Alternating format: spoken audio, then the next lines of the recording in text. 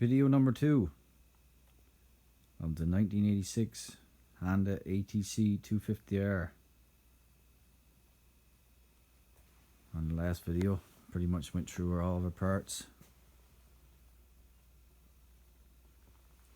Took out what we needed.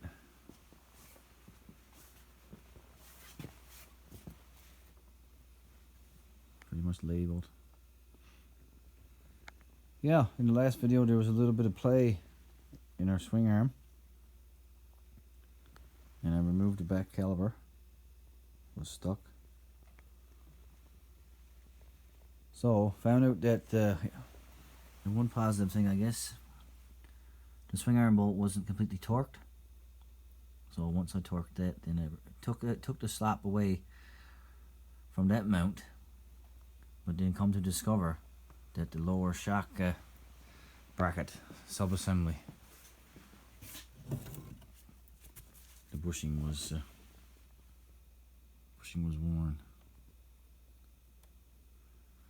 So not the bushing, it's the arm, the sub-assembly itself. Hard to see, but that little notch is pretty much worn flush, I guess, to the pivot point in the rear. And I went through our case, shifted through the gears pretty good, added a little bit of JB Weld. Now there was a notch there where the chain wore into the case. Now I don't think it was leaking, but we're going to go over it anyway and repaint that section and the stator cover. Remove the rear shock. Tested the pressure. It was only at about between 15 and 20 pounds of PSI, which it requires for in the spec is anywhere between 270 and 350, I think, pressure. So I'm going to try to get it recharged and see if it holds. If not, I'll have to rebuild it. And we got to go out tomorrow and get some new brushes for our honer to hone our cylinder. Cylinder is in great shape. Just we're gonna take the glaze off. I got a new Wesco piston. We're gonna do the end gap tomorrow after we hone the cylinder. Make sure that's all in spec.